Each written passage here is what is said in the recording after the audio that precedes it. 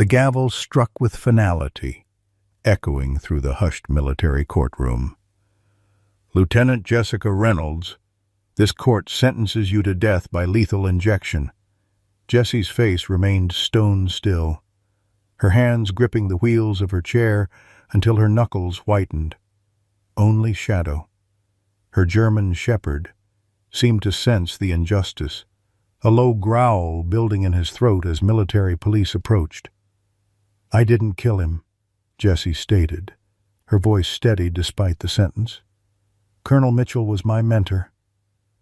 Memories flashed unbidden the blood-soaked office. Mitchell slumped at his desk, the service pistol near his hand, her wheelchair tracks through the crimson pool. The damning evidence. As they wheeled her away, Shadow's desperate howl pierced the air like a premonition. Leave a like and share your thoughts in the comments along with the city you're watching from now. Let's continue with the story. Jessie Reynolds had once stood tall among her fellow soldiers, a decorated lieutenant specialized in explosive ordnance disposal. At 35, her once athletic frame now depended on a wheelchair, both legs lost below the knee during her final mission in Afghanistan. 3 years ago, she had crawled through a booby-trapped building to save 4 members of her unit when an overlooked IED detonated. The Purple Heart pinned to her chest did little to ease the phantom pain that still woke her screaming most nights. Shadow had come into her life during rehabilitation at Walter Reed, the specially trained German shepherd. Himself a veteran of 2 tours, had been matched with Jessie for his exceptional intuition and steady temperament. More than a service dog, Shadow had become her lifeline, sensing her pain spikes before even Jessie noticed them, waking her from nightmares, and restoring her independence one small victory at a time. Their bond transcended typical handler-service dog relationships. They had saved each other. After medical discharge, Jessie had returned to Fort Carson as a civilian consultant, helping train EOD specialists with real-world experience. Colonel Richard Mitchell, her former commanding officer, had personally arranged the position, a stern but fair leader. Mitchell had visited Jessie weekly during her recovery, bringing photographs of her old unit and updates from the field. At 52, the silver-haired officer had been nearing retirement, mentoring Jessie for a potential leadership role in veteran affairs. Amanda Reynolds, Jessie's younger sister by 5 years, had moved to Colorado Springs specifically to support Jessie's transition. A determined journalist with the Colorado Springs Gazette, Amanda possessed the tenacity and investigative skills that complemented Jessie's methodical military mind. Unlike many who treated Jessie differently after her injury, Amanda had remained refreshingly unchanged, pushing her sister when needed and defending her fiercely when warranted. Their elderly neighbor, Martha Wilson, had adopted the sisters immediately. At 78, the former military nurse had survived 2 husbands, both career Army men, and maintained a no-nonsense approach to life that resonated with Jessie. Martha's single-story ranch house backed up to the Reynolds' modest home, and the old woman frequently appeared with home-cooked meals and sharp observations disguised as idle gossip. The day Colonel Mitchell died changed everything. Security footage showed Jessie entering his office at 2100 hours. 30 minutes later, military police responded to reports of a gunshot. They found Jessie alone with Mitchell's body, his service pistol on the floor, gunshot residue on her hands, and her wheelchair tracks through his blood. The memories of that night haunted Jessie more than any battlefield horror she'd witnessed. She had arrived at Mitchell's office for their scheduled meeting, finding the door slightly ajar. "Colonel," she'd called, pushing her wheelchair through the entrance. The overhead lights were dimmed, but his desk lamp cast enough illumination to reveal the scene that would condemn her. Colonel Mitchell slumped forward over meticulously arranged files, a single bullet wound to his right temple. His service pistol lay on the floor as if it had fallen from his hand. Blood pooled across the polished desk, dripping onto the carpet in a steady rhythm that matched Jessie's thundering heartbeat. Her military training kicked in. She checked for a pulse despite knowing the futility. Her fingers coming away crimson, she reached for the office phone to report the incident when the door burst open behind her. "Don't move." Two military police officers entered, weapons drawn. Their expression shifted from professional alertness to horrified comprehension as they processed the scene. A decorated officer dead. A disabled veteran with blood-stained hands beside him. Wheelchair tracks creating damning pathways through the spreading pool of blood. "I just found him like this," Jessie had explained, her voice steady despite the adrenaline surging through her system. Neither officer acknowledged her words, their training overriding any personal judgment as they secured the scene and detained the only suspect present. The arrest happened with methodical efficiency. Jessie's rights were read as her wrists were cuffed behind her back, an uncomfortable position in her wheelchair. They swabbed her hands for gunshot residue before she could fully process what was happening. When the test flashed positive, something cold settled in her stomach. She hadn't fired a weapon in months, not since her last recertification at the base range. The trial moved with unprecedented speed. Jessie's public interactions with Mitchell had been respectful and professional. But several witnesses came forward describing heated arguments in the weeks before his death. A lieutenant testified overhearing Jessie accuse Mitchell of betrayal during their last public exchange. Base security cameras captured her entering Mitchell's office at 21:03 and exiting at 21:32, looking distressed and disoriented. No other individuals entered or exited during that time frame. Prosecution presented emotive documents indicating Mitchell had decided to cancel the specialized veteran program Jessie supervised, effectively terminating her civilian contractor position.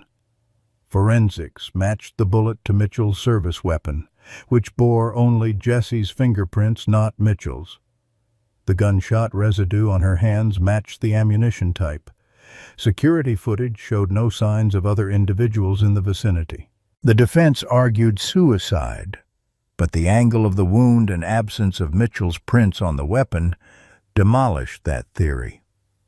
Shadow became agitated during Amanda's first visit to the detention facility. The normally disciplined service dog whined continuously, attempting to lead Amanda toward the exit rather than staying by Jessie's side. "He's never acted like this," Jessie commented, watching her companion with concern. "Something's bothering him." "Maybe he senses your stress," Amanda suggested, though her journalistic instincts noted the behavior seemed directed rather than general anxiety. The dog wasn't merely unsettled, he wanted to go somewhere specific. Robert Langley, the veteran defense attorney assigned to Jessie's case, fought valiantly despite overwhelming evidence.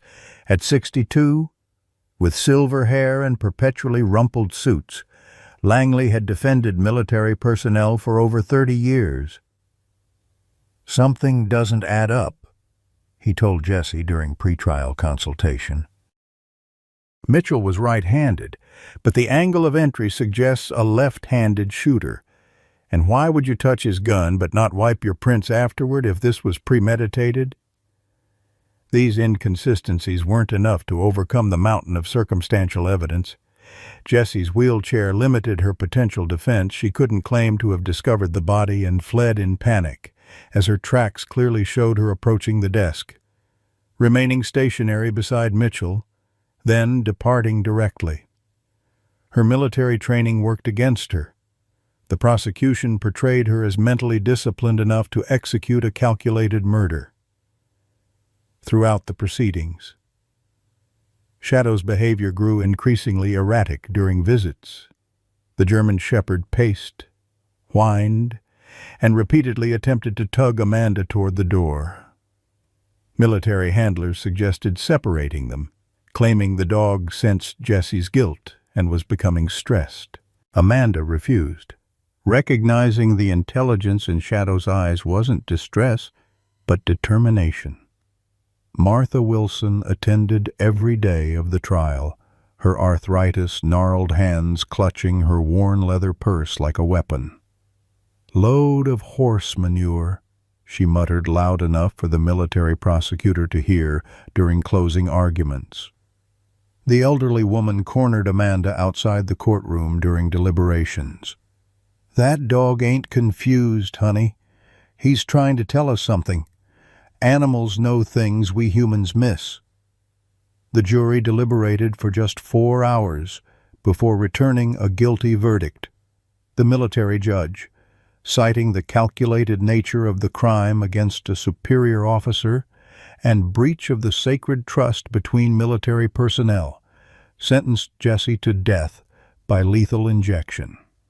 The unusual severity for a first-time offender raised eyebrows among legal observers. But with Mitchell's decorated service record and the straightforward evidence, few questioned the outcome publicly. Jesse was transferred to the Federal Correctional Complex in Florence, Colorado, the same facility housing the nation's most dangerous criminals. Her status as a disabled veteran earned her no special accommodations beyond the basic requirements of her wheelchair. Shadow was allowed monthly supervised visits, classified as therapeutic rather than essential, despite his service animal training. During her first week of incarceration, Amanda visited with Shadow. The dog's behavior escalated from anxious to frantic. He circled the visitation room, nose to the ground, before repeatedly pawing at the eastern wall, whining with uncharacteristic desperation. "I think he's trying to tell us something," Amanda whispered, watching the German Shepherd's determined efforts. "Or he just hates seeing me in here," Jessie replied, her voice hollow. The prison jumpsuit hung loosely on her frame. She'd lost weight since the arrest. "No, Jesse, this is different. He wants to lead us somewhere." Amanda knelt beside Shadow, scratching behind his ears. "Martha said we should trust him. She's convinced you're innocent." Jesse's laugh held no humor. "Martha still thinks Elvis is alive, and President Kennedy was killed by aliens. She was a combat nurse in Vietnam," Amanda countered. "She's sharper than you give her credit for. And she's right about Shadow. He's been escaping from my backyard every night, returning to the base perimeter. The MPs know him, so they just call me to pick him up. But he always goes to the same section of fence." For the first time since her sentencing, a flicker of something other than resignation crossed Jesse's features. "Mitchell's quarters are near that section," she said quietly. "Shadow's trying to go to Mitchell's quarters." The prison guard announced their time was up. As Amanda rose to leave with Shadow, Jessie grabbed her sister's hand. "Follow him," she whispered urgently. "Shadow doesn't waste energy." "If he's trying to show you something, it matters." Amanda nodded, squeezing Jessie's hand. "I'll start digging tonight. Langley's filing appeals, but we need new evidence." As they parted, neither sister spoke the truth hanging between them without new evidence.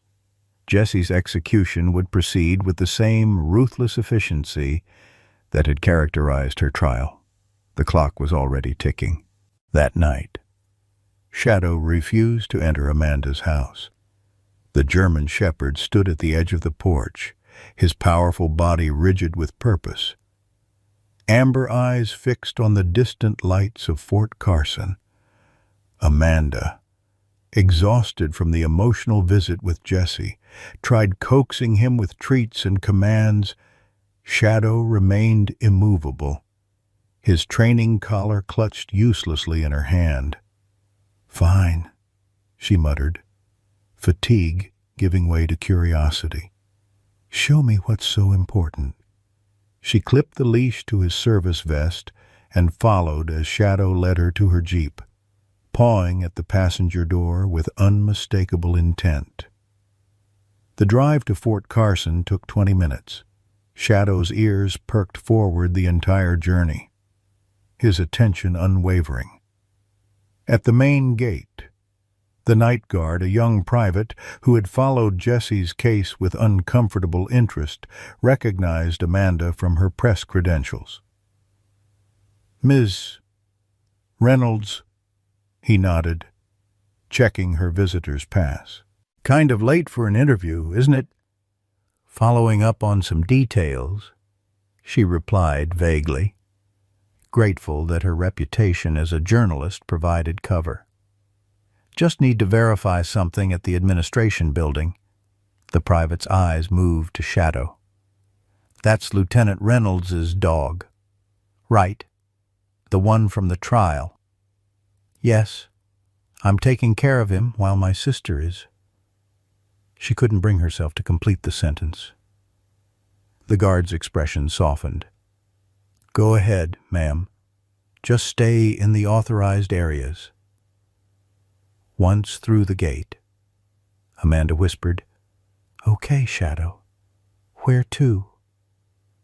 She released the leash, letting the dog lead while she followed at a discreet distance. Shadow moved with purpose across the parade ground, past the administration building, toward the officers' quarters. The night was quiet. Most personnel long since retired to barracks or homes. Shadow stopped before a modest single-story residence with darkened windows, Mitchell's former quarters, now sealed with evidence tape across the door. Amanda glanced around nervously, knowing she was straying far beyond her authorized areas. Shadow circled the building, nose to the ground, before stopping at a small garden shed behind the main structure. The padlock hung open, either from neglect or recent access. Shadow pawed at the door, whining softly. Heart pounding, Amanda eased the door open. The interior smelled of soil and fertilizer, shelves lined with gardening tools and seed packets. Shadow moved decisively to a corner where a military footlocker sat partially hidden beneath a tarp. The container bore no name, its green surface dusty except for what appeared to be recent handprints. "What have you found, boy?" Amanda whispered, kneeling beside the locker. It wasn't locked. The hasp hung open, revealing the container had been recently accessed. Inside, she found standard military items, folded clothes, toiletries, books. Nothing remarkable until Shadow Nose nudged aside a folded jacket, revealing a torn piece of camouflage fabric caked with dark, rusty stains. Blood. Amanda's journalistic instincts fired. She photographed everything with her phone before carefully placing the blood-stained fabric in a plastic grocery bag she found hanging on a nail. Shadow seemed satisfied with the discovery, sitting attentively as Amanda restored the locker to its original state. The following morning, Amanda called Robert Langley from her office at the Gazette.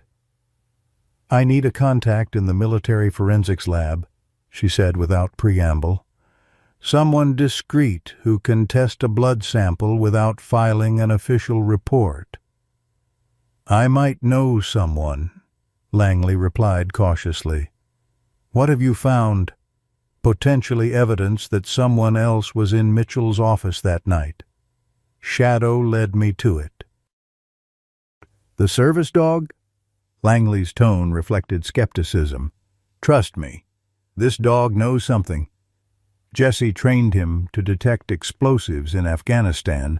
His nose is better than any forensic team. After a pause, Langley provided a name, Dr. Patricia Morgan, Fort Carson medical examiner. Tell her I sent you. But be careful. This case has too many people watching. Dr. Morgan, a stern-faced woman with prematurely silver hair, examined the fabric in her private lab after hours. This is definitely human blood, she confirmed. And it's not fresh, consistent with the time frame of Mitchell's death. I'll need 48 hours for DNA comparison. We don't have that kind of time, Amanda urged. Can you at least tell if it matches Mitchell's blood type? Morgan frowned, studying the stain more carefully. Mitchell was type O positive according to his records. This appears to be type AB negative, much rarer. It's definitely not Mitchell's blood. Amanda felt a surge of hope. So someone else was bleeding in that office. I can't testify to that without a complete workup, Morgan cautioned. But off the record, yes, this came from someone else who was injured that night. Armed with this information, Amanda sought out Major James Wilson, who had worked under Mitchell and showed subtle support for Jesse during the trial. She found him at the base gymnasium, completing a solitary workout routine.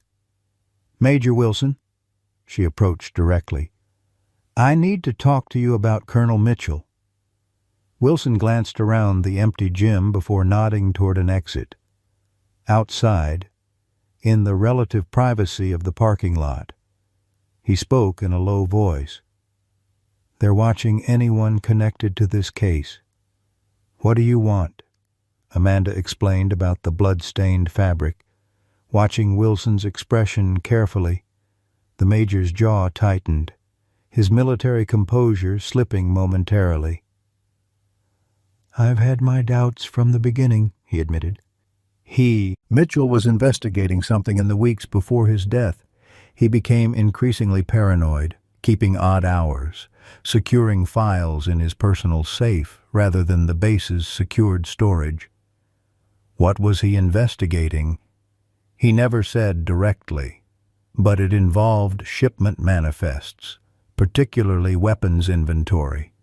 He requested unusual access to records from the quartermaster's office. Wilson hesitated, checking his surroundings again. The day before he died, he told me to follow the serial numbers if anything happened to him. I thought he was being dramatic. Did you tell this to the prosecutors? Wilson's laugh was bitter. I tried. My statement was taken but never included in the court records. When I asked about it, I was suddenly reassigned to supervise night training exercises, effectively removing me from the investigation.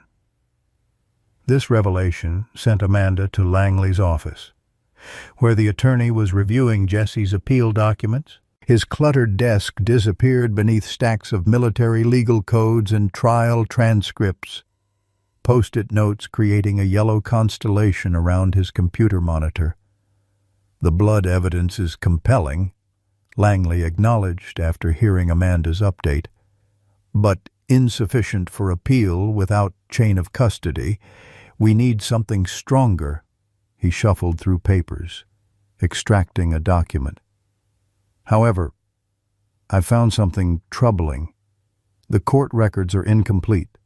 The transcript jumps from page 342 to 359. 17 pages missing, coinciding with testimony about Mitchell's recent activities. Could it be a clerical error? In a capital case, virtually impossible. Military court procedures have multiple redundancies specifically to prevent such errors. Langley removed his glasses, pinching the bridge of his nose. Someone sanitized the record. Their conversation was interrupted by Langley's office phone. The attorney's expression darkened as he listened to the caller, scribbling notes rapidly. That was my contact at the Department of Defense, he said after hanging up. Jesse's execution date has been set, 72 hours from now. What? That's impossible. The appeals process should take months, even years. Not in military cases involving national security concerns. Langley's voice was grim. Colonel Harris Mitchell's replacement has personally requested expedited proceedings, citing ongoing security risks. The paperwork was signed this morning. We need to get back into Mitchell's office, Amanda insisted. The real evidence must be there. That's not possible. Harris has sealed it completely, citing classified material.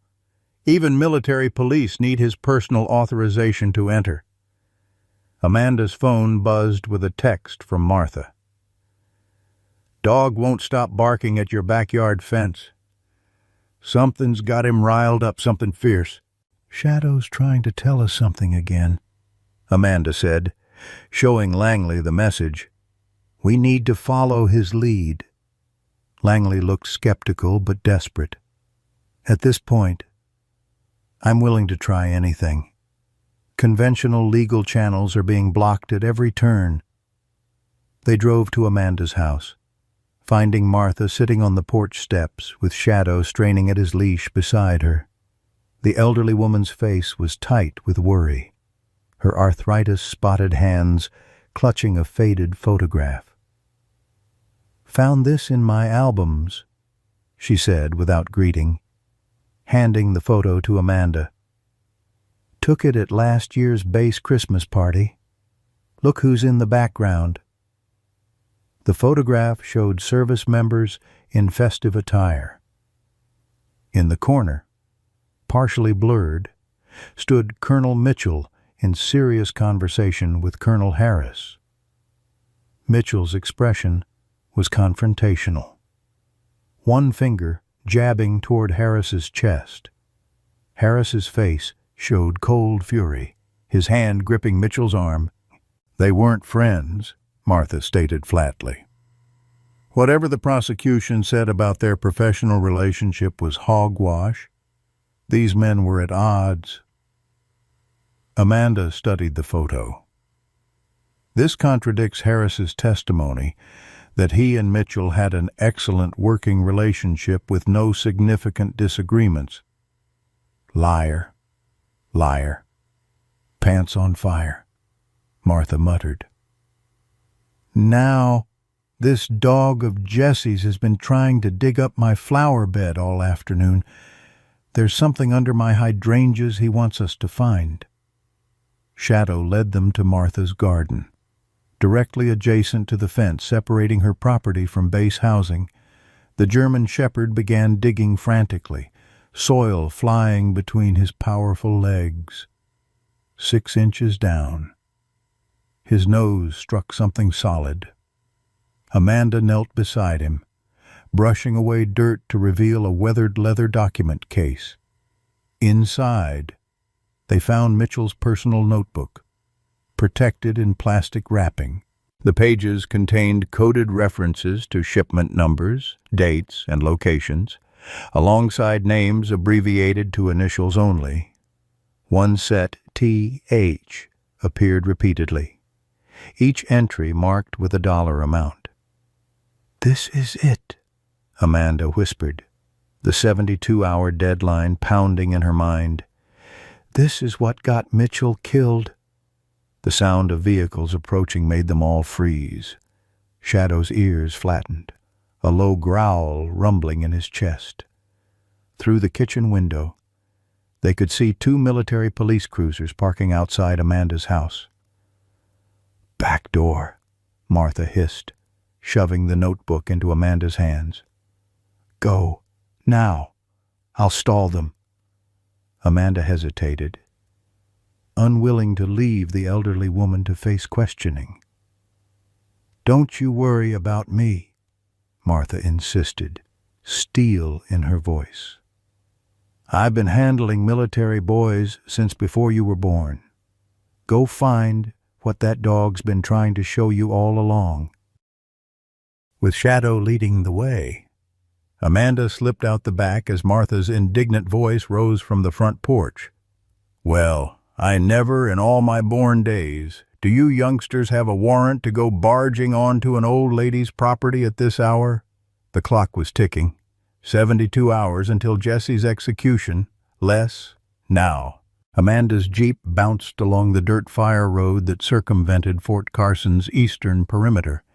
Shadow, sitting alert in the passenger seat, the German shepherd's ears remained perked forward, his attention fixed on something only he could sense.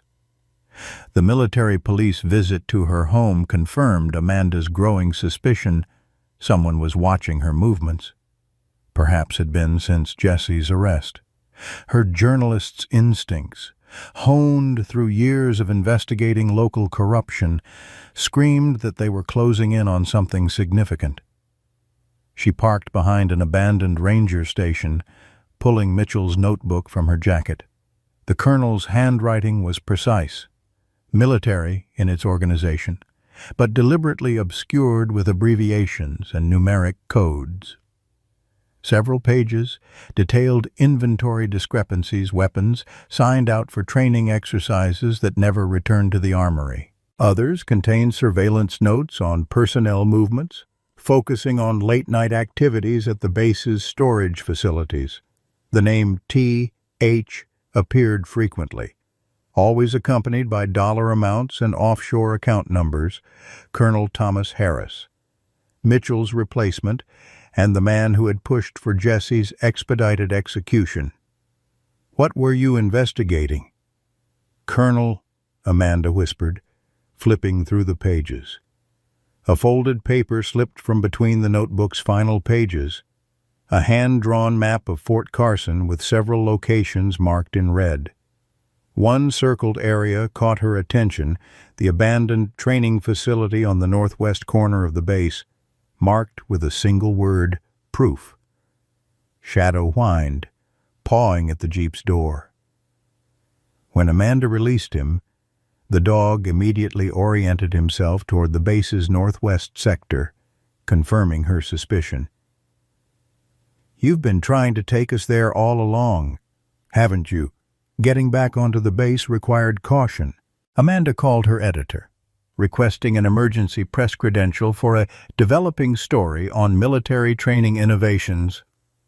The base public affairs office, accustomed to her regular presence and eager to maintain positive media relations, approved the visit despite the late hour. Martha called to report the military police had left after a cursory search. Seemingly satisfied with her performance as a confused elderly neighbor. "You be careful, honey," Martha warned. "Those boys weren't just routine patrol. They were looking for something specific." The abandoned training facility stood isolated against the darkening Colorado sky, its utilitarian concrete structure partially reclaimed by nature after years of disuse. Military budget cuts had shuttered it 5 years earlier, according to the faded notice still taped to the chain-link fence. Shadow moved with purpose, leading Amanda to a side entrance where the security chain hung broken, recently cut. "Someone's been here," Amanda murmured, producing a small flashlight from her bag. The beam illuminated dust-covered floors marked with fresh footprints. Shadow followed the trail without hesitation, leading her through corridors lined with empty offices and classrooms once used for tactical instruction. The trail ended at a storage room in the building's deepest section. Inside, metal lockers lined the walls, most hanging open and empty. Shadow approached one in the corner, pawing insistently at its base. Unlike the others, this locker was secured with a combination padlock new, its metal gleaming in the flashlight beam. "Great," Amanda sighed. "Unless you know the combination. Boy, we're stuck." Shadow whined, circling anxiously. Amanda examined the lock, then remembered Mitchell's notebook. The final page contained a series of numbers, including what looked like gate codes and safe combinations. One 3-number sequence was labeled simply NW Northwest. She tried the combination, 17 to 44 29, and the lock clicked open. Inside the locker, a waterproof tactical case contained a thumb drive, a handwritten letter sealed in plastic, and photographs of military vehicles being loaded at night. Amanda's hands trembled as she examined the pictures. They showed Colonel Harris personally supervising the loading of crates into unmarked trucks, assisted by soldiers whose faces were clearly visible. The letter, addressed to the Department of Defense Inspector General, detailed Mitchell's investigation into weapons theft and illegal sales, naming Harris and 4 other senior officers as conspirators. "This is what got him killed," Amanda whispered, understanding flooding through her. And Jesse was framed to cover it up. Her phone buzzed a text from an unknown number. "Leave now. They're coming." Heart pounding. Amanda packed everything into her shoulder bag. Shadow was already at the door, hackles raised. Hackles. They slipped out a rear exit moments before headlights swept the building's main entrance, from her concealed position behind a dumpster. Amanda watched as Colonel Harris himself emerged from a military SUV, accompanied by 2 armed men in civilian clothes. "Sweep the entire building," Harris ordered. "Reynolds' sister was granted access to the base 30 minutes ago. Find what she's after and destroy it." Amanda retreated with Shadow into the darkness, taking a circuitous route back to her Jeep. As she drove away from the base, memories of Jesse's stories about Afghanistan surfaced, particularly one about Shadow's exceptional training. The German Shepherd had been taught to recognize not just explosives, but specific individuals by scent. If Shadow had been present when Mitchell died— "You were there that night, weren't you?" she realized, glancing at the dog beside her. "You went with Jesse to Mitchell's office. You know who else was there?" "Who else?" Shadow's steady gaze seemed to confirm her theory. Amanda needed to speak with Jesse immediately, but visiting hours wouldn't resume until morning. She drove to Langley's home instead, finding the attorney still awake despite the late hour. Case files spread across his dining room table. "We've got proof," she announced, laying out the evidence. Mitchell was investigating weapons theft involving Harris and others. This is why he was killed and why they framed Jesse. Langley examined the documents with growing excitement. "This changes everything. We need to get this to the right people immediately." "Not the military chain of command," Amanda cautioned. "Harris has too much influence." "No," Langley agreed. "The FBI and Department of Justice. I have contacts in both." He reached for his phone but stopped when Shadow suddenly growled, staring at the window. Seconds later, headlights swept across the front of the house. "Were you followed?" "I don't think so, but they knew I was on base." "Back door," Langley decided, gathering the evidence. "Take my car. Go to this address." He scribbled on a notepad. "FBI field office in Denver. Ask for Special Agent Diana Martinez. Tell her exactly what you've told me." "What about you?" "I'll create a diversion. Go." As Amanda slipped out with Shadow, Langley opened his front door to confront 2 military police officers and a man in a dark suit. Their voices carried clearly.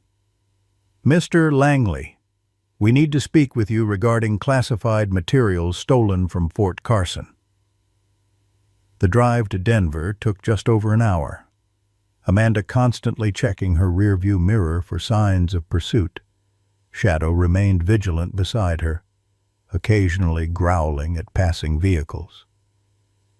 The FBI field office stood quiet in the early morning hours, but Agent Martinez, a compact woman with sharp eyes and a no-nonsense demeanor, responded to the emergency call, meeting them in the lobby.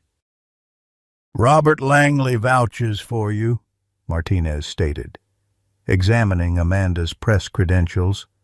"That carries weight. Show me what you have." In a secure conference room, Amanda presented Mitchell's notebook, the thumb drive, and photographs. Martinez reviewed everything methodically, her expression revealing nothing. "This is significant," she finally acknowledged. "But pursuing charges against senior military officers requires extraordinary evidence. A dead colonel's notebook and some photographs might not be enough. My sister is scheduled for execution in less than 60 hours for a crime she didn't commit," Amanda argued. "These men murdered Mitchell and framed her." Martinez studied Shadow, who sat at perfect attention beside Amanda. "Your sister's service dog," she noted. "The one from the trial?" "Yes. Shadow was with Jesse that night. He's been trying to show us evidence ever since." "Dogs can't testify in court," Martinez said, but her tone had softened. "However, the timeline discrepancies in the official report are troubling. Your sister was supposedly alone with Mitchell for 30 minutes, but the base security logs show Harris accessing the administration building during that same period, despite his testimony that he was at home." Hope flared in Amanda's chest. "You've been looking into this already." "Let's just say Colonel Mitchell had made preliminary contact with our office before his death." Martinez gathered the evidence. "I'll need to move quickly on this. Where can I reach you?" "I'll be at the Florence Correctional Facility for visiting hours. My sister deserves to know we're fighting for her." As Amanda turned to leave, Martinez added, "Ms. Reynolds, be careful. If these allegations are true, these men have already killed once to protect themselves. They won't hesitate to do so again." During the drive back to Colorado Springs, Amanda's mind filled with memories of Jesse before Afghanistan, before the explosion that took her legs. Her sister had always possessed an unshakable moral compass, even as children. When neighborhood boys had tormented a stray dog, 8-year-old Jesse had confronted them all, taking a black eye in defense of the animal. That same protective instinct had led her to join the military, to specialize in diffusing explosives that threatened her fellow soldiers. The Florence Correctional Facility loomed like a fortress against the morning sky. Amanda waited impatiently through security procedures. Shadow undergoing the now familiar inspection before being allowed inside as a service animal. When Jesse was wheeled into the visitation room, Amanda barely recognized her sister. In just days, Jesse had lost more weight, dark circles beneath her eyes testifying to sleepless nights. Her hands trembled slightly, a new development that concerned Amanda deeply. "You look terrible," Jesse observed with gallows humor, reaching for Shadow as the dog pressed against her wheelchair. "Pot? Kettle," Amanda replied, attempting normalcy despite the circumstances. She lowered her voice. "We found Mitchell's evidence. He was investigating weapons theft involving Harris and other officers." Jesse's expression remained carefully neutral, too many cameras and guards present for an emotional reaction. "That fits," she whispered.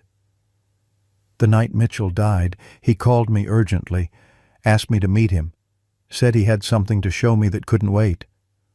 What happened when you got there? His door was ajar. I called out but heard nothing, so I went in. Found him already dead. Jesse's eyes grew distant. What the investigation missed was that Shadow was with me. He growled at something or someone as we entered, but I was so shocked by Mitchell's body that I didn't process it until later. Shadow sensed someone else. Jesse nodded. He kept trying to lead me toward the private bathroom in Mitchell's office, but the MPs arrived before I could check it. Looking back, I think someone was hiding there, someone Shadow recognized by scent. Harris, Amanda breathed. He testified he was home all evening, but security logs show him on base. More than that, Jesse continued, voice dropping further. Mitchell had been acting strangely for weeks. He'd asked me to hold something for him, said if anything happened to him, I should check the place where we first met. Where was that? A fishing cabin near Pikes Peak. He borrowed it occasionally for weekend retreats, said it cleared his head. A guard approached, signaling the end of visiting hours. Jesse squeezed Amanda's hand. Whatever happens, thank you for believing in me. Don't talk like that. We're going to stop this. Jesse's smile was sad. Just in case, take care of Shadow. He needs a job, a purpose. Don't let him waste away as a pet. As Amanda left with Shadow, her phone rang Langley, his voice tight with urgency. The MPs confiscated my files, but I managed to hide copies of our evidence. Harris is making moves to accelerate Jesse's execution. He's requesting an emergency override to move the date up to tomorrow morning. Can he do that? With the right connections and citing national security concerns? Yes. They're claiming classified information might be exposed during standard appeals. We need to find Mitchell's cabin. Amanda explained Jesse's revelation. There might be backup evidence there. I'll try to file emergency motions to delay the execution, but with the evidence in flux. Langley didn't need to complete the thought. Without solid proof, the legal system would proceed as scheduled. Amanda's next call was to Martha, explaining the situation as she drove toward Pikes Peak. The elderly woman listened without interruption, then said simply, I'm coming with you. Martha, it could be dangerous. Honey, I'm 78 years old with arthritis and a bad hip. What's the worst that can happen? I die a few years early. Pick me up in 20 minutes. I know those mountains better than you do. True to her word, Martha was waiting on her porch, dressed in practical hiking clothes and sturdy boots that had seen better days. A battered backpack rested beside her, along with what appeared to be her late husband's service pistol. Don't give me that look, Martha said, noticing Amanda's expression. Harold taught me to shoot when Eisenhower was president. I've kept up my practice. The drive into the mountains took longer than Amanda hoped, the narrow roads winding treacherously upward. Shadow grew increasingly alert as they approached the coordinates Jesse had provided, standing on the passenger seat with his nose pressed to the window. Mitchell's cabin appeared suddenly, around a curve, a modest structure of weathered logs overlooking a small, private lake. The setting sun cast long shadows across the clearing, painting the scene in hues of gold and amber. No vehicles were visible, but fresh tire tracks marked the dirt driveway. Someone's been here recently, Martha noted, squinting at the ground. Big vehicle, probably SUV or truck. Shadow exited the Jeep the moment Amanda opened the door, making directly for the cabin's porch. The door hung slightly open, another worrying sign. Amanda hesitated, but Martha marched forward with surprising agility. her husband's pistol held competently at her side. "If they wanted to ambush us, they'd have done it already," the older woman reasoned. "Place looks empty." The cabin's interior had been thoroughly searched, drawers upended and furniture displaced. Someone had been looking for something specific, and from the state of the room, they hadn't found it. Shadow ignored the chaos, heading directly to the stone fireplace that dominated the far wall. He pawed at the hearth insistently. "He's found something." Amanda knelt beside the dog, examining the flagstones. One moved slightly under pressure. She worked her fingers around its edge, lifting to reveal a small hollow beneath.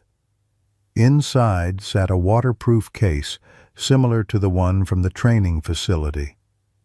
This case contained a voice recorder, a USB drive, and a sealed envelope addressed to Military Justice Division, Department of Defense, with instructions to be opened only in the event of Richard Mitchell's death under suspicious circumstances.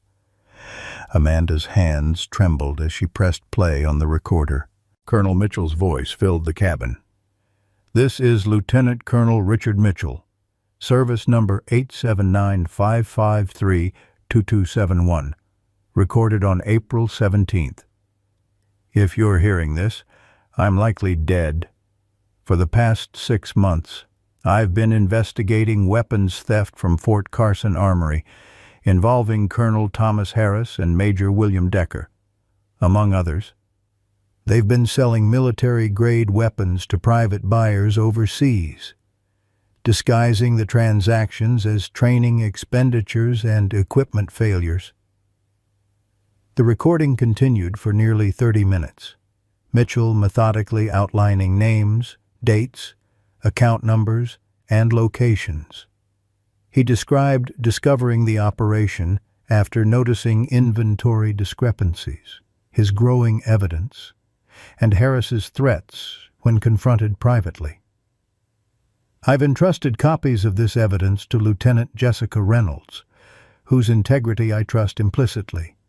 If anything happens to me, she will know what to do with this information. If anything happens to both of us, I've established additional fail-safes."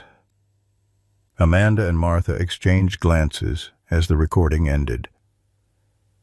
"That's why they framed Jessie," Martha said quietly.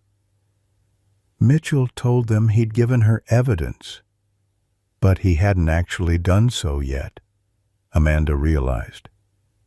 "He was going to that night, but they got to him first." Shadow suddenly tensed, a low growl building in his throat. Through the cabin windows, headlights appeared on the access road, multiple vehicles approaching.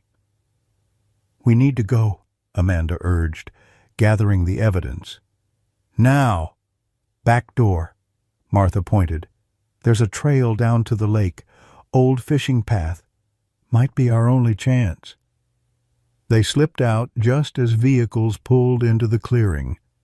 From their concealed position in the trees, Amanda glimpsed Colonel Harris emerging from the lead SUV, flanked by men in tactical gear.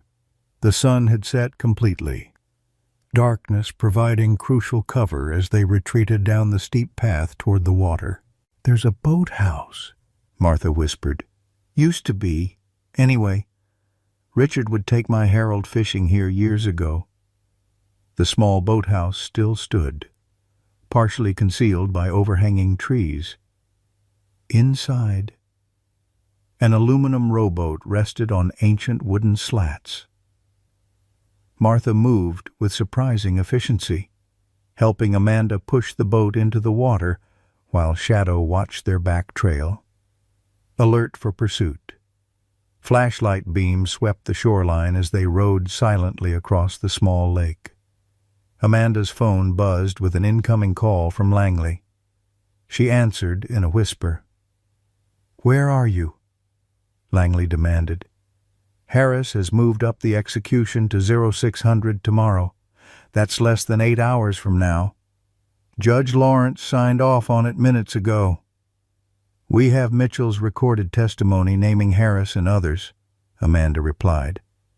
We're at his cabin, but Harris and his men just arrived. We're trying to escape across the lake. Get that recording to Agent Martinez immediately. I'll keep fighting through legal channels, but without that evidence reaching the right people. The call ended abruptly as they reached the opposite shore. Shadow leapt from the boat, immediately orienting toward a narrow trail leading up to the county road. Behind them, voices carried across the water they'd been spotted. Go, Martha urged, pressing her husband's pistol into Amanda's hand. I'll slow them down. Get that evidence to the FBI. I'm not leaving you, Amanda protested. Martha's weathered face broke into a fierce grin. Honey, I survived 2 wars, 3 husbands, and disco. These boys don't scare me one bit. Now go save your sister. The sound of a boat launching from the cabin dock made the decision urgent. Amanda squeezed Martha's hand before following Shadow up the trail, the precious evidence secure in her backpack. Behind her, Martha settled behind a fallen log with a clear view of the approaching boat, Harold's pistol steady in her arthritic hands. Time was running out. 8 hours until Jesse's execution. Less now. The county road stretched empty beneath a blanket of stars. No vehicles in sight as Amanda crested the hillside with Shadow at her heels. Her lungs burned from the steep climb, the weight of Mitchell's evidence pressing against her back like a physical manifestation of responsibility. Behind them, the sharp crack of a single gunshot echoed across the lake, followed by several more in rapid succession. Martha. Amanda hesitated, torn between returning to help the elderly woman and completing their mission. Shadow made the decision for her, gripping her sleeve gently between his teeth and tugging her forward with unmistakable urgency. The German shepherd's training to focus on the primary objective regardless of distractions cut through her emotional turmoil.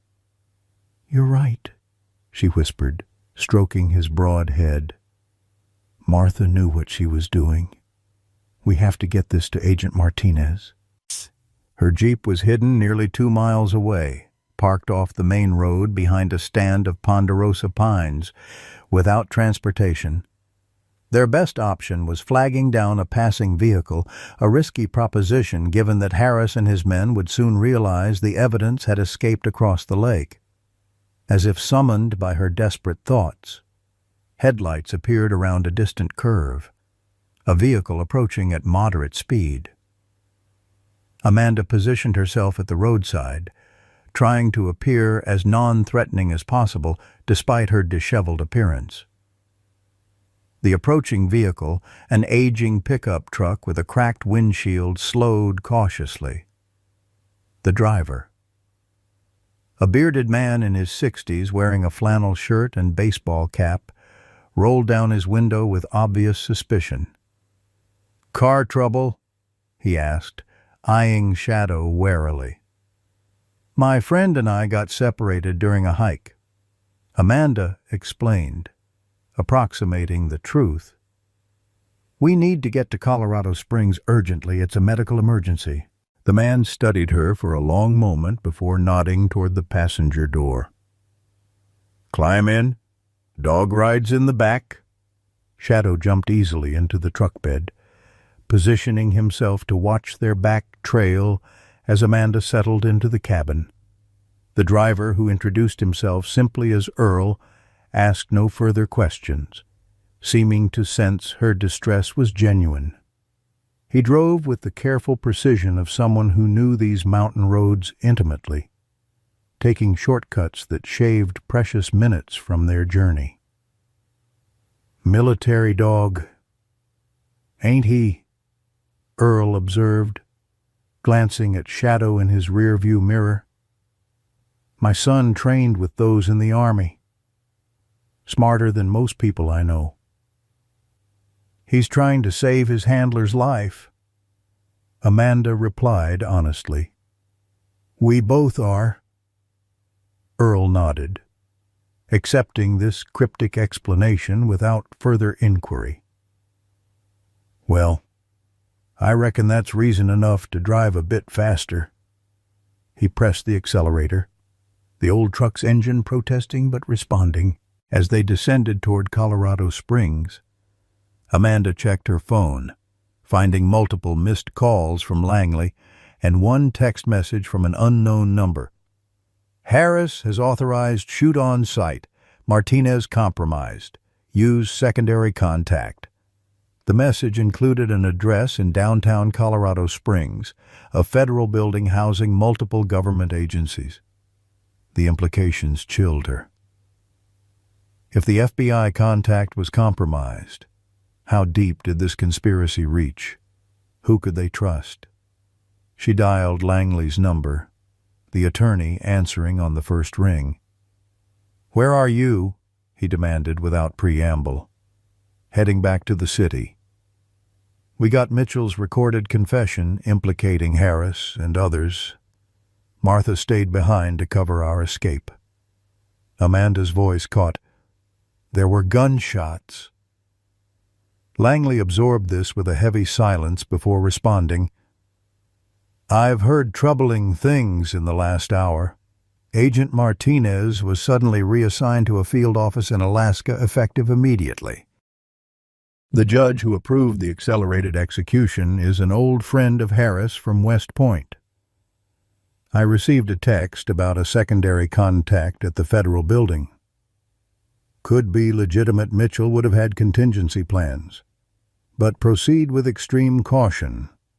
Harris has mobilized military police under the pretense of a security breach involving classified documents. They have your description. Earl, overhearing this one-sided conversation, cleared his throat.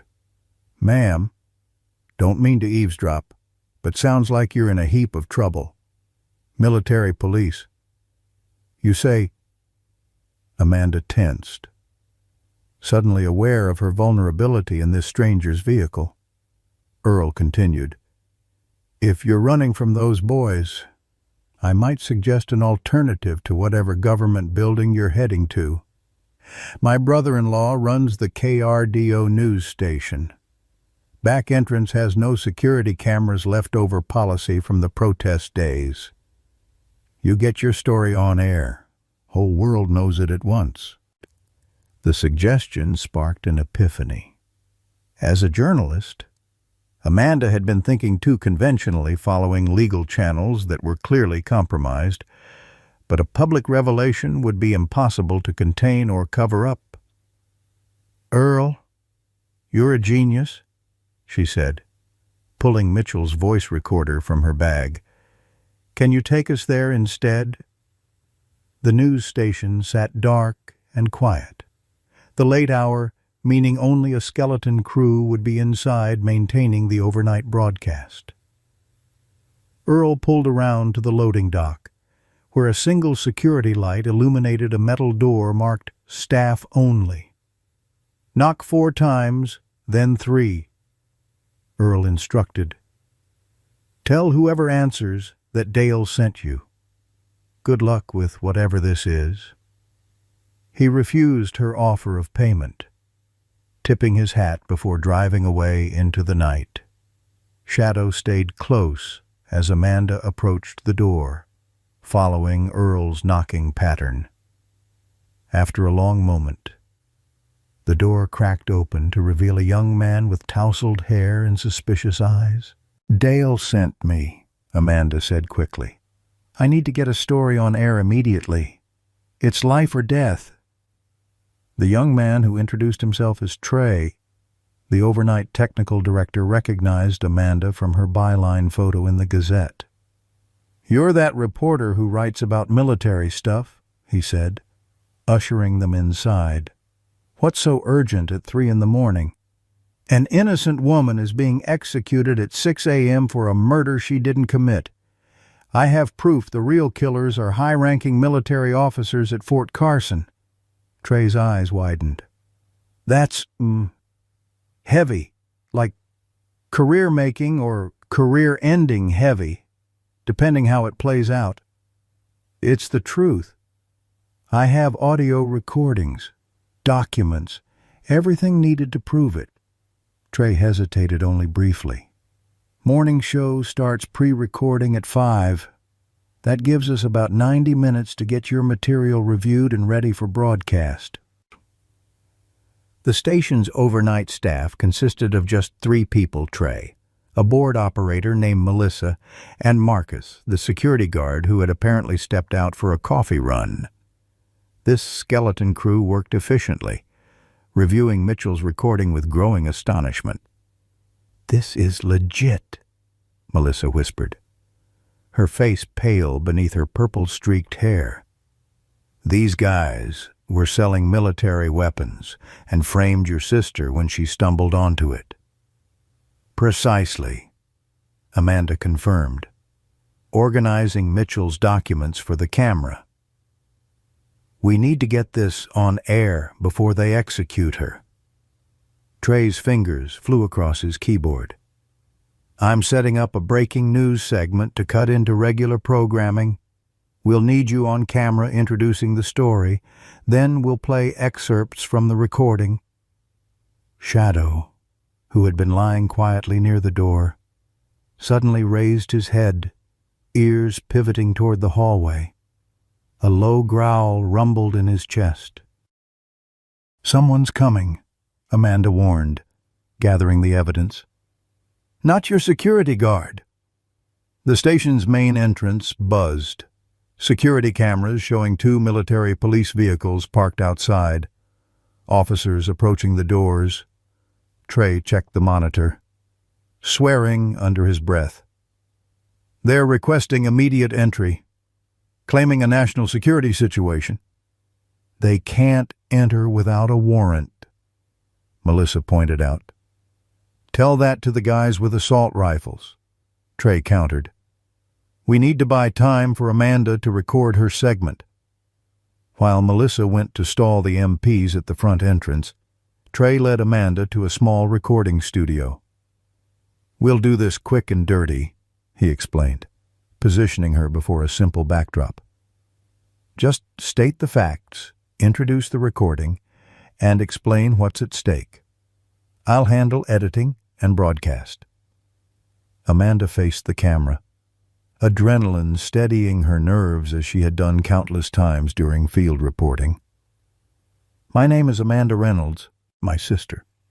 Lieutenant Jessica Reynolds is scheduled for execution at 6 a.m. this morning for a murder she did not commit. The real killer is Colonel Thomas Harris, who framed my sister to cover up his involvement in illegal weapons sales from Fort Carson." She continued for 3 minutes, laying out the evidence methodically, her journalist training overriding her emotional connection to the story. As she finished, Shadow's growling intensified. Through the studio's glass partition, she could see Melissa returning with a worried expression. "They're insisting on searching the building," Trey reported, saving Amanda's recording to multiple drives. "Claiming you stole classified material. We can hold them off legally for maybe 15 minutes, but that's it. Can you broadcast what we have now?" Trey shook his head. "Not until 5 a.m. when we have network access. Station management locked down the system after some intern accidentally broadcast test material last month." "We need another option," Amanda insisted, the clock showing 3:45 a.m., just over 2 hours until Jesse's execution. Melissa spoke up. "There's the emergency broadcast system. It's designed for immediate override in case of disasters." "That's federal equipment," Trey protested. "Misusing it is a felony." "And executing an innocent woman isn't," Amanda countered. Their debate was cut short by the sound of breaking glass from the lobby. Shadow was on his feet instantly, positioning himself between Amanda and the door. "Back exit," Trey decided, grabbing a portable hard drive containing Amanda's recording. "Through the equipment room. I'll upload this to our cloud server even if they catch us. The story will go live at 5. They moved quickly through the darkened station, hearing voices and footsteps spreading throughout the building. At the rear exit, Trey handed Amanda the hard drive and a station van key. "Drive to our transmitter station on Cheyenne Mountain," he instructed. "Jake's on duty tonight. Tell him it's a code red broadcast. He can put you on air immediately, emergency system or not. What about you? I'll delete the local copies and claim you left before we arrived. Go." The station van started quietly, Shadow jumping into the passenger seat as Amanda navigated through the back parking lot, lights off until they reached the street. In her rearview mirror, she could see military police entering the building through multiple doors. Her phone buzzed with a text from Langley. "Execution preparations beginning. Where are you?" The drive to Cheyenne Mountain took 20 precious minutes, the transmitter station appearing as a small building surrounded by tall antenna arrays. A chain-link fence topped with barbed wire protected the facility, but the gate stood open unusual at this hour. Amanda approached cautiously, Shadow's renewed growling confirming her suspicion. "They got here first," she whispered, stopping the van out of sight behind a maintenance shed. The transmitter building's door hung open, no sign of the technician Trey had mentioned. Her phone showed 4:20 a.m. Less than 2 hours remained, and their broadcast option had been compromised. Amanda weighed her alternatives. The evidence was solid, but worthless, if she couldn't get it to someone with authority to stop the execution. The FBI contact was compromised, military channels controlled by Harris, local police unlikely to intervene in a military matter. The governor, she realized suddenly. As Commander-in-Chief of the Colorado National Guard, the governor had authority to delay a military execution pending review, but reaching the governor's mansion in Denver was impossible in the remaining time.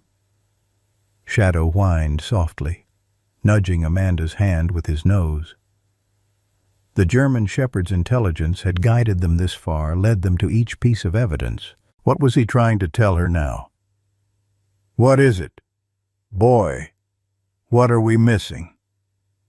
Shadow pawed at her pocket where Mitchell's voice recorder rested. Amanda examined it more carefully, noticing a small SD card slot she hadn't seen before. Ejecting the card, she found markings indicating it was a high-capacity storage device potentially containing more than just the audio recording.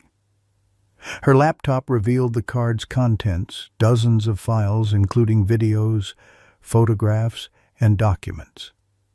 One video file was labeled simply "Insurance." She opened it to find Mitchell sitting at his desk, looking directly into the camera. "If you're viewing this file, standard protocols have failed," he began solemnly. "In that case, call this number immediately." A phone number flashed on screen, followed by a security code. "This connects directly to General Raymond Phillips, Joint Chiefs of Staff. He's expecting this call if it ever comes." Amanda's hands trembled as she dialed the number, entering the security code when prompted. After 2 rings, a gruff voice answered. "Identify yourself." "Amanda Reynolds. I have Colonel Richard Mitchell's insurance file. My sister Jessica is scheduled for execution at 6 a.m. for Mitchell's murder. But she's innocent. Colonel Harris killed him to cover up weapons trafficking." A pause. Then, location: Cheyenne Mountain Transmitter Station. "But military police are here. I have Mitchell's complete evidence, including his recorded testimony. Hold position. Do not approach the building. Confirmation code Blue Raven." The call ended abruptly. Amanda sat frozen, unsure whether help was truly coming or if she'd reached yet another of Harris's collaborators. Shadow seemed satisfied, however, settling into a vigilant but relaxed posture beside her. At 4:42 a.m., 3 black SUVs with government plates arrived at the transmitter station, followed by 2 military helicopters landing in the adjacent field.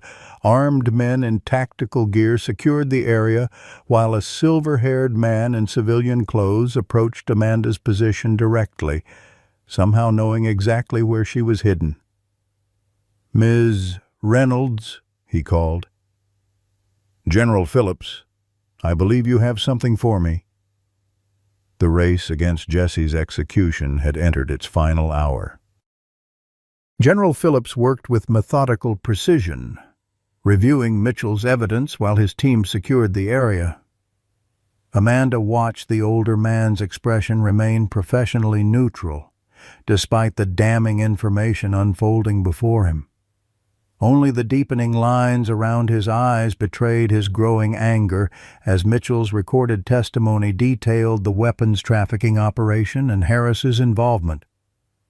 "Colonel Mitchell contacted me 6 months ago with suspicions," Phillips explained, his voice carrying the graveled texture of decades of command. "I authorized his unofficial investigation, but insisted on absolute secrecy. Too many high-ranking officers implicated, we couldn't risk tipping them off." He checked his watch. "We have less than 70 minutes until your sister's execution." "Can you stop it?" Amanda asked, the question that had driven her for days finally finding its target. "I've initiated the protocols, but Harris has created procedural obstacles. He's convinced the local command the execution falls under special counterterrorism provisions, technically outside my direct jurisdiction without full Pentagon review." Phillips made a call, speaking in clipped military shorthand before turning back to Amanda. "I've dispatched a team to Florence with stay orders, but Harris has apparently restricted external communications at the facility for security purposes. They may not receive the orders in time." Shadow whined softly, pressing against Amanda's leg as the weight of this news settled over her. All their evidence, all their desperate work might still be too late. She thought of Jesse alone in a cell, preparing for death, believing her name would never be cleared. "We need to get to Florence," Amanda insisted. "Now." Phillips nodded to one of his aides. "Prepare the helicopter. Ms. Reynolds comes with us." He turned back to Amanda. "Your sister's service dog should come too, if we arrive in time. Seeing him might help stabilize her after what she's been through." The helicopter flight to the Federal Correctional Complex in Florence took 23 agonizing minutes. Amanda sat rigid beside Shadow, watching the Colorado landscape blur beneath them as dawn began painting the eastern horizon with pale fingers of light. Her phone showed 5:16 a.m., 44 minutes remaining. Phillips spent the flight coordinating a multi-agency response, his terse command suggesting a man accustomed to crisis management. "We have federal marshals en route," he informed Amanda, "and I've alerted the Colorado Attorney General. Harris's people are trying to maintain their communications blackout, but we've overridden it through NSA channels." As they approached the prison complex, Amanda could see unusual activity below multiple vehicles at the entrance, suggesting Harris had brought reinforcements to ensure the execution proceeded. The helicopter touched down in the prison's outer yard, immediately surrounded by confused correctional officers and military police with conflicting orders.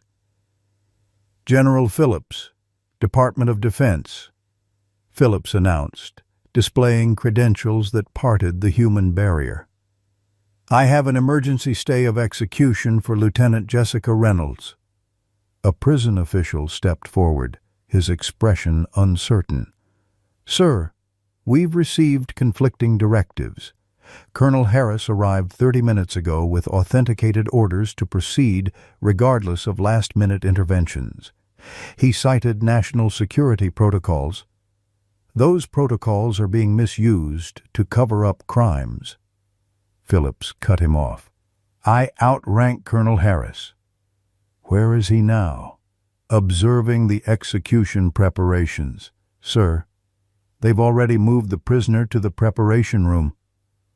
Amanda's heart lurched. How much time? They accelerated the timeline due to security concerns, the official admitted. Scheduled for 5:30 now. 14 minutes. Phillips issued rapid commands, dispatching his security team to secure the execution chamber while he and Amanda moved toward the preparation area. Shadow stayed at Amanda's side, his training keeping him calm despite the chaos around them. They encountered resistance at the detention unit entrance, 2 military police officers with orders to admit only authorized execution witnesses.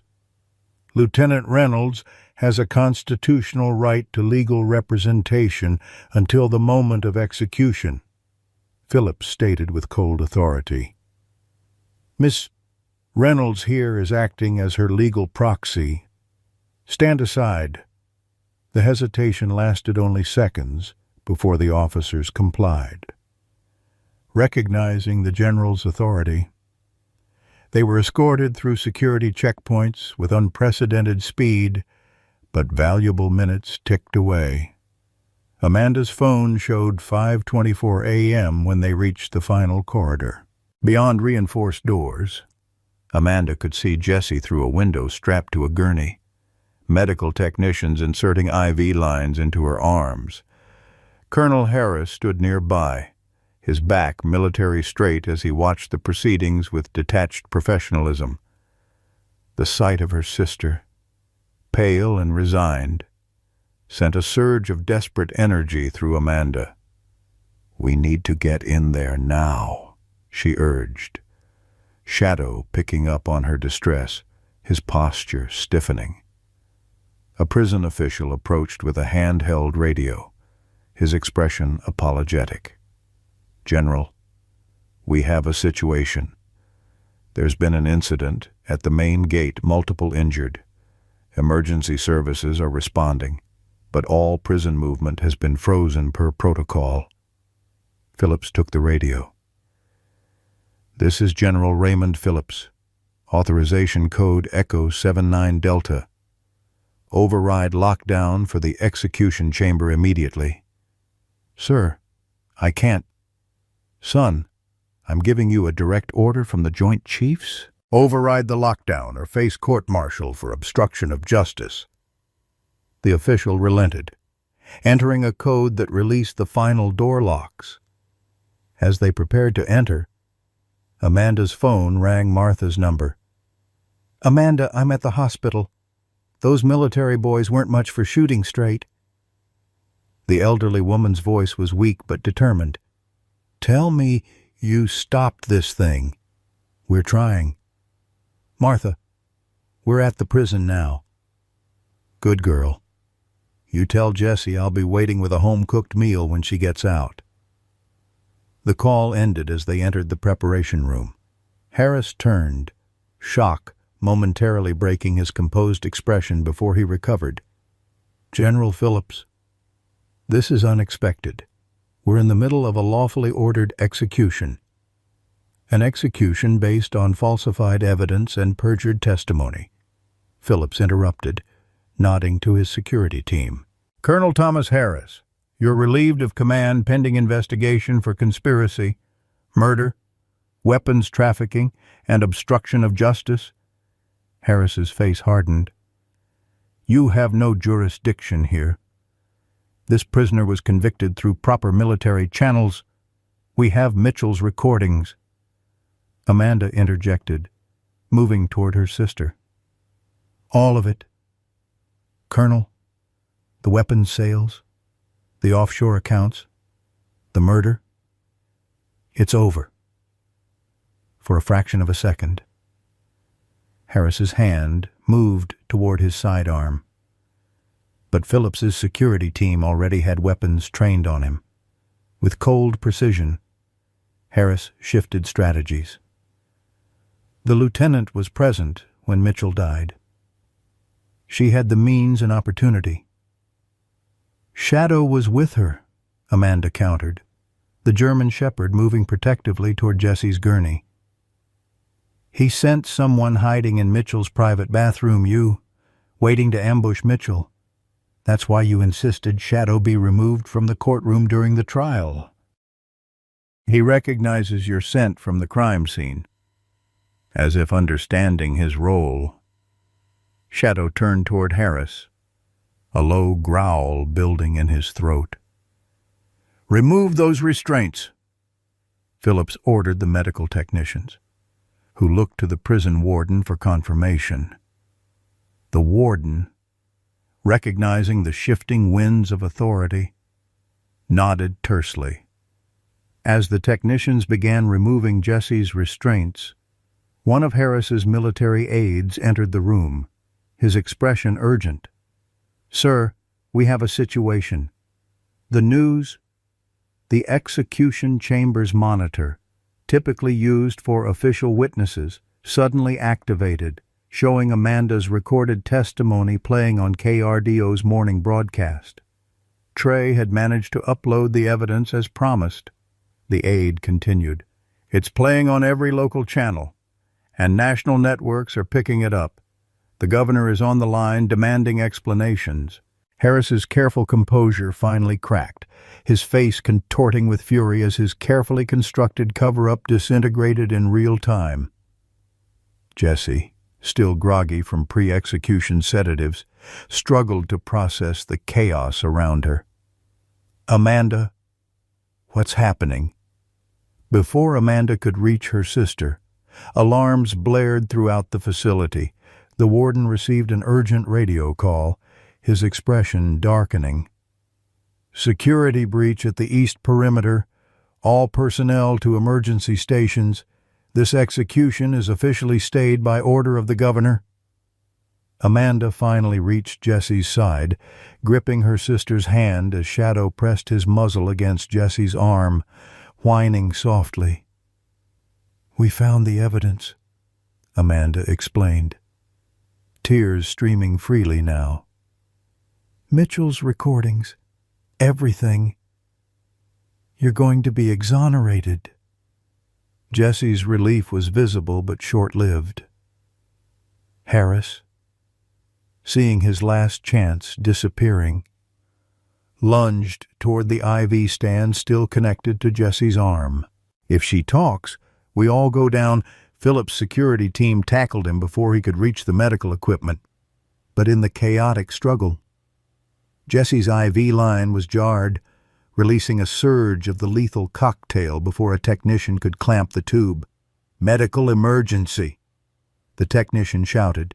"She's received a partial dose." As medical staff rushed to Jesse's side, her eyes found Amanda's, clarity and fear replacing the previous sedation. "Am I dying after all?" she whispered. Shadow howled a sound of pure anguish that echoed through the execution chamber as Jesse's monitors began to wail. Chaos erupted in the execution chamber as medical personnel swarmed around Jesse's gurney. The prison doctor barked orders with practiced efficiency, immediately recognizing the gravity of the situation. "Get the antagonist cocktail now. Start a new line in the other arm. Push fluids at maximum rate." Amanda found herself pushed back against the wall, Shadow pressing anxiously against her legs as they watched the desperate medical intervention unfold. The partial dose of pentobarbital, the first component of the 3-drug execution protocol, was already taking effect. Jesse's breathing grew shallow, her eyes struggling to remain focused on her sister's face. "Stay with me, Jess," Amanda pleaded, her voice barely audible above the cacophony of medical equipment and urgent voices. "You've survived worse than this. Don't you dare give up now." General Phillips took command of the room, ordering Harris and his men removed and securing the perimeter to give the medical team space to work. The colonel was led away in handcuffs, his face a mask of cold fury and calculation even in defeat. One of Phillips's aides approached with a satellite phone. "Sir, we have an emergency medevac helicopter inbound, ETA 3 minutes. Governor Wilson is on the line, demanding an update." Phillips took the phone, his voice steady despite the chaos. "Governor, we've stayed the execution, but there's been a complication. Lieutenant Reynolds received a partial dose of the execution drugs. We're stabilizing her for transfer to Memorial Hospital." "Yes, sir. The evidence against Colonel Harris is substantial and being secured as we speak." "No, sir. I don't believe the press should be informed of the medical situation yet." And meanwhile, the prison doctor worked with practiced precision, establishing a new IV line and administering a series of medications designed to counteract the pentobarbital. "Her vitals are stabilizing," he announced after several tense minutes. "The partial dose was fortunate if she'd received the full amount, or if the second and third drugs had been introduced. We'd have no chance." Jesse's eyes fluttered open, finding Amanda's face through the crowd of medical personnel. "Did we get him?" she whispered, her voice barely audible. "We got him," Amanda confirmed, tears streaming down her face. "Mitchell's evidence? All of it. Harris is in custody. It's over. Jess." A faint smile touched Jessie's pale lips before her eyes closed again, but the steady beep of the heart monitor confirmed she was stable. If unconscious, Shadow whined softly, straining toward the gurney until one of the medical technicians, noting the German shepherd's distress, allowed him closer. The dog immediately pressed his muzzle against Jessie's hand, his entire body vibrating with concern. The medevac team arrived with practiced efficiency, transferring Jessie to a transport gurney while maintaining the critical IV lines. "She's stable enough for transport," the flight medic confirmed. "But we need to move now. Her service dog comes too," Amanda insisted, gripping Shadow's leash. The medic glanced at the German shepherd, then nodded. "Normally we wouldn't. But under the circumstances, and given his training, yes, he can come." The helicopter flight to Memorial Hospital lasted 11 agonizing minutes, the medical team working continuously to monitor Jessie's condition, while Amanda sat pressed against the vibrating wall, Shadow's head resting heavily on her lap. The dog's eyes never left Jessie's face, his usually stoic demeanor replaced by naked worry. Upon landing at the hospital helipad, Jessie was immediately rushed to the intensive care unit. Amanda and Shadow were directed to a private waiting area, where General Phillips joined them shortly after, his face showing the strain of the morning's events despite his military composure. "The doctor says she's responding well to treatment," he informed Amanda. "The partial dose was small enough that the antagonist drug should prevent permanent damage, but the next 24 hours will be critical." "And Harris?" Amanda asked, her journalist's instincts reasserting themselves through the emotional fog. "In custody, along with 4 other officers implicated in Mitchell's evidence. We're still looking for Major Decker. He appears to have fled when the news broke." Phillips paused, his expression softening slightly. "There's something else you should know. We found Martha Wilson." Amanda's heart sank. "Is she?" "Very much alive and raising hell at County General," Phillips said, the ghost of a smile touching his stern features. "Took a bullet to the shoulder but managed to disable 3 of Harris's men before they retreated. The local sheriff found her sitting on his porch. bleeding and complaining about trigger-happy government boys ruining her favorite cardigan. Relief washed through Amanda, a bubble of unexpected laughter escaping her throat. That sounds like Martha. She's being transferred here later today. Apparently, she's insisting on a room near your sister. Phillips checked his watch. I need to brief the Joint Chiefs and coordinate with the FBI on the weapons trafficking investigation. There will be a formal hearing regarding your sister's case this afternoon, purely procedural at this point. The evidence for her exoneration is overwhelming. After Phillips departed, Amanda found herself alone with Shadow in the sterile waiting room, the events of the past days crashing over her in waves. The German shepherd sensed her emotional crash, pressing his warm body against her legs as she finally allowed herself to break down, burying her face in his fur as sobs racked her body. She wasn't sure how much time had passed when a gentle hand touched her shoulder. Looking up, she found an older doctor with kind eyes standing beside her. "Ms. Reynolds, I'm Dr. Patel. Your sister is awake and asking for you." He glanced at Shadow. "Normally, we don't allow animals in the ICU, but given the circumstances and his status as a service animal, we'll make an exception." Jessie lay pale against the white hospital sheets. Various monitors tracking her vital signs and IV fluids running into both arms, despite the medical equipment. Her eyes were clear and alert when Amanda entered, Shadow padding silently beside her. "There's my hero," Jessie whispered, her voice hoarse but steady as Shadow approached the bed, his tail wagging tentatively. She extended her hand, and the German shepherd gently licked her fingers, whining softly. "Both my heroes," she amended, looking at Amanda. "How are you feeling?" Amanda asked, taking her sister's free hand.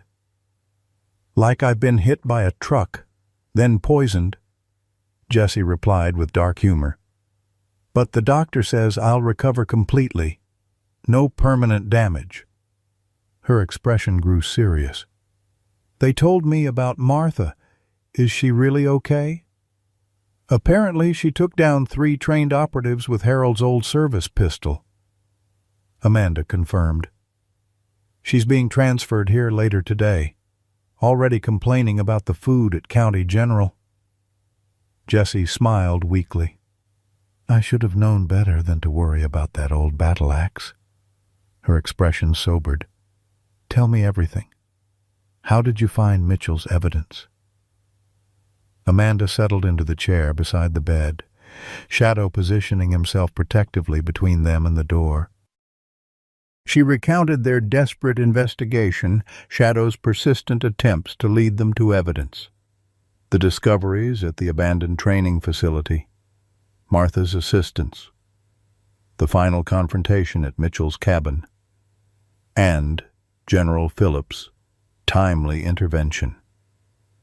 "Shadow knew all along," Jessie marveled, stroking the dog's head. "He was trying to tell us from the very beginning."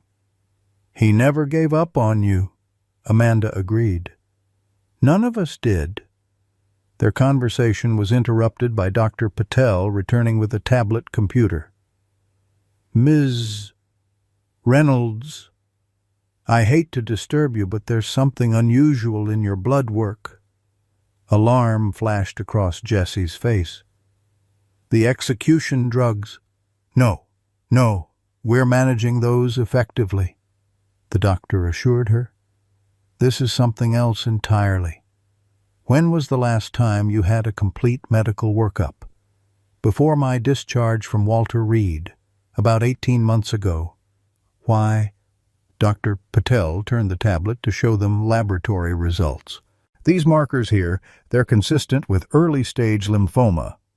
It's not conclusive without further testing, but given your military service in areas with known environmental hazards, I'd like to order a comprehensive oncology workup.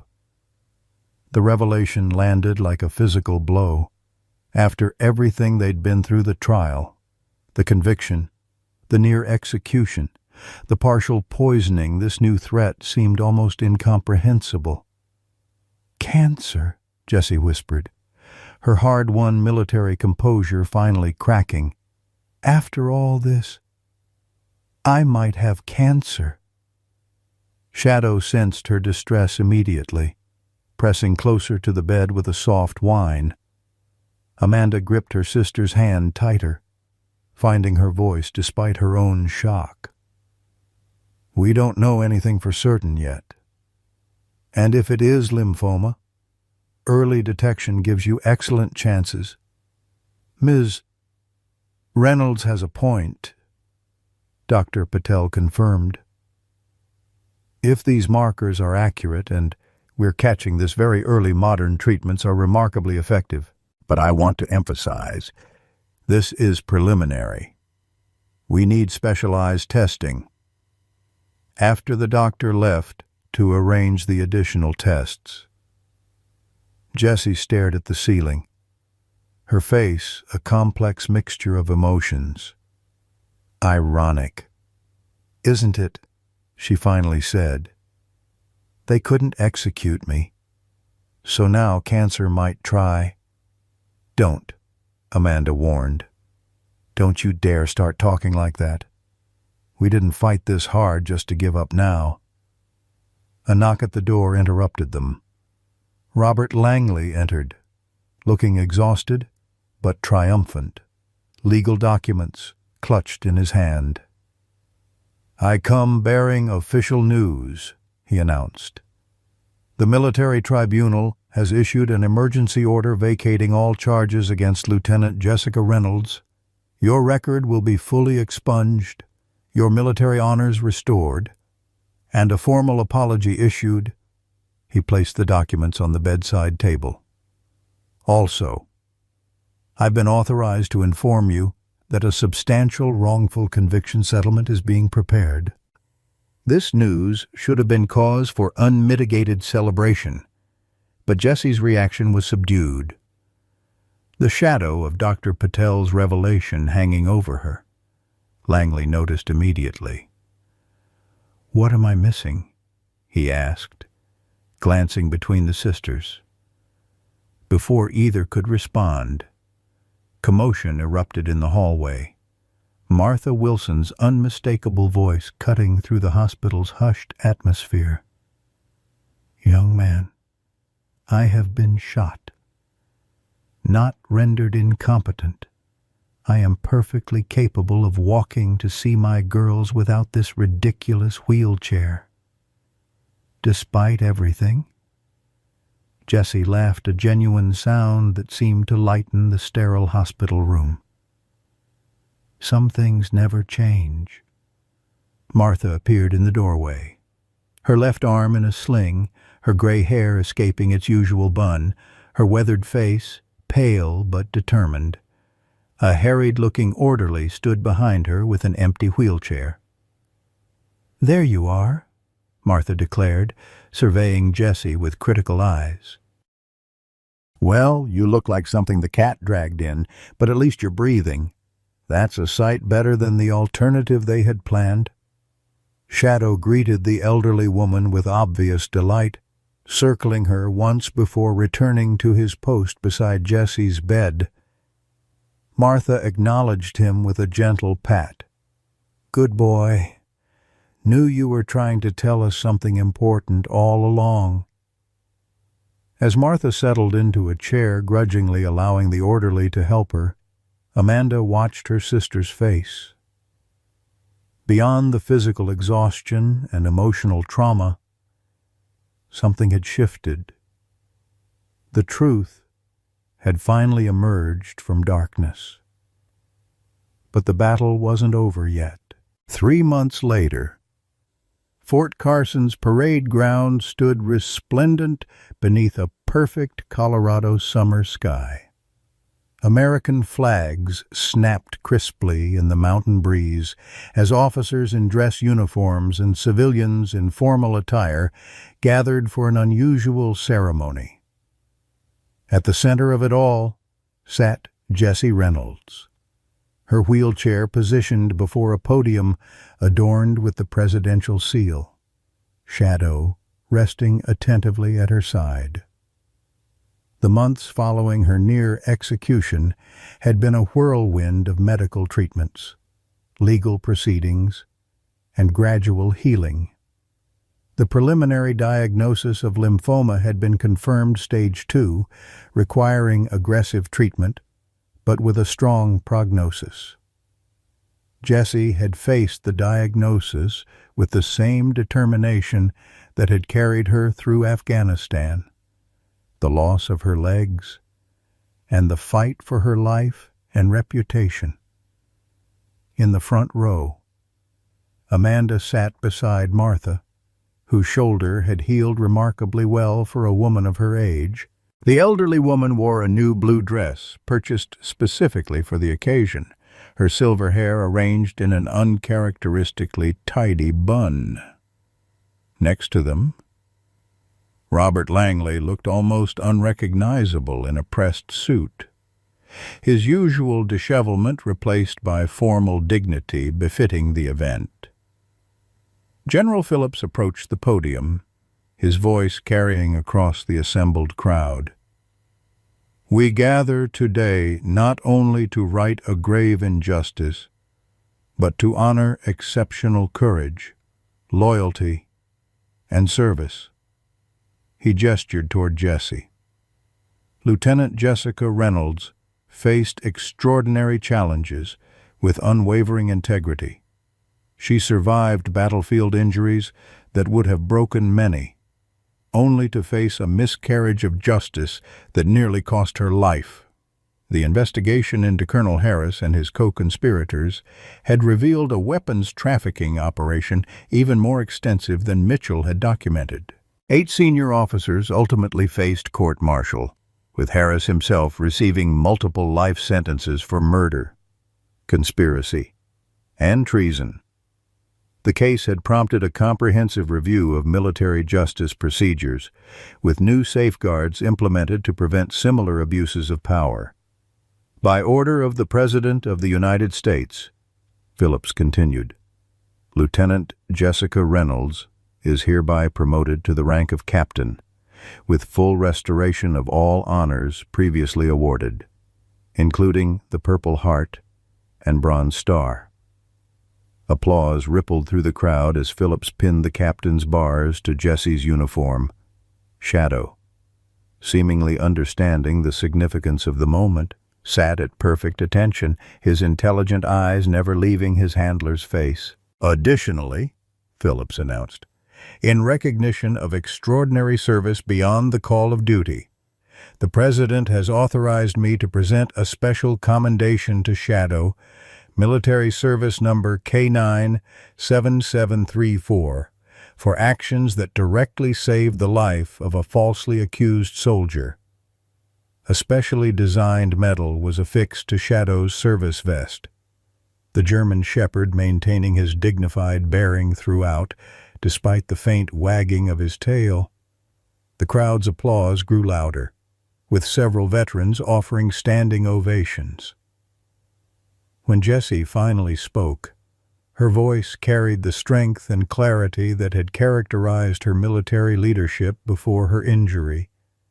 The months of cancer treatment had left her thinner, her once thick hair now growing back in a short cap, but her eyes burned with renewed purpose. "This recognition honors not just me, but everyone who refused to accept injustice, my sister Amanda, who never stopped investigating, Martha Wilson, who trusted Shadow's instincts when everyone else doubted, Robert Langley, who fought through legal roadblocks, and most importantly, Colonel Richard Mitchell, who gave his life exposing corruption. She rested her hand on Shadow's head. And this extraordinary animal, whose intelligence and loyalty transcended his training. Following the ceremony, a smaller gathering convened at Martha's house, where the elderly woman had prepared a feast despite Amanda's protests about her still healing shoulder. The backyard had been transformed with strings of lights and folding tables covered in mismatched but cherished tablecloths. Neighbors, fellow veterans, and the small circle of people who had fought for Jesse's exoneration mingled in the warm evening air. "The doctor says my last round of treatment shows significant improvement," Jesse told Martha as they sat watching Shadow play with neighborhood children who had been invited to the celebration. "Another 3 months, and I might be in full remission." "Course you will," Martha declared with absolute certainty. "After everything else, you think some microscopic cells are going to take you down?" "Not likely." She patted Jesse's hand with arthritis-gnarled fingers. "Besides, you've got work to do. That foundation of yours isn't going to run itself." The Jessica Reynolds Foundation for Military Justice had been established using part of her substantial wrongful conviction settlement. Its mission, providing legal representation to service members facing questionable charges, had already taken on 3 cases. With Robert Langley serving as lead counsel, Amanda joined them, carrying a plate of Martha's famous apple pie. "Just got off the phone with the publisher. They've approved the advance for the book, apparently. The heroic service dog who uncovered military corruption angle is extremely marketable. Just make sure Shadow gets proper credit as co-author," Jesse joked, watching as the German Shepherd patiently allowed a small child to place a paper crown on his dignified head. He did most of the detective work. As twilight deepened into evening, General Phillips arrived, having changed from his dress uniform into civilian clothes. He carried a small wooden box, which he presented to Jesse with uncharacteristic solemnity. "These belonged to Colonel Mitchell," he explained, as Jesse opened the box to reveal a set of silver eagle pins. "His wife thought you should have them. She said Richard would have been proud to see you carry on his fight for integrity in the service." Tears, something Jessie had once rarely permitted herself, welled freely in her eyes as she accepted the gift. "I'll try to be worthy of them," she promised. The gathering continued into the night, stories flowing as freely as Martha's homemade lemonade and stronger beverages. Veterans shared memories of service. Amanda recounted the more humorous aspects of their investigation, and Martha held court with increasingly embellished tales of her standoff at the lake cabin. As the party wound down, Jessie found a quiet moment alone with Shadow on Martha's porch, the German Shepherd resting his head on her lap as she stroked his ears. The stars emerged brilliant against the Colorado night sky, the distant lights of Fort Carson visible on the horizon. "We made it, boy," she whispered. "Whatever comes next, we face it together." Shadow looked up at her with absolute devotion, his warm presence a constant reminder that even in the darkest moments, loyalty and truth could prevail. From inside came the sounds of laughter and conversation, the voices of people who had become family through adversity, bound together by their refusal to surrender to injustice. Jessie gazed toward the military base where her ordeal had begun, no longer seeing it as a place of betrayal, but as a reminder that institutions were only as good as the people within them, and that for every Colonel Harris, there were countless others who served with honor. "Captain Reynolds," Martha called from the doorway, "you coming back inside? Robert's about to make a toast, and he specifically requested the guest of honor." Jessie smiled, turning her wheelchair toward the warm light spilling from the open door. "Coming. Martha, Shadow and I were just getting some fresh air." "Well, hurry up. At my age, we don't waste time waiting around." As Jessie rejoined the celebration, Shadow trotting faithfully beside her wheelchair, she felt something she had thought lost forever during those dark days awaiting execution hope. Not just for her own future, but for the system she had sworn to serve. The path ahead held challenges, but with truth finally uncovered and justice restored, those challenges could be faced in the light. In a world where loyalty seems increasingly rare, Jessie's story reminds us of what truly matters. Remember when we could count on our neighbors, when a handshake meant something, when service to country wasn't just a slogan. Jessie Reynolds lived those values, sacrificing her legs for her fellow soldiers, only to face betrayal by the very institution she'd sworn to protect. But sometimes, God works through the most unexpected messengers. Shadow, a dog who couldn't speak a word, showed more wisdom and determination than all those fancy lawyers and military brass combined. Martha Wilson understood this. At 78, she knew what younger folks often forget. Sometimes the simplest truths are the ones most worth fighting for. When systems fail, when corruption spreads, when justice seems lost, that's when ordinary people must stand tallest. Jessie's foundation now helps other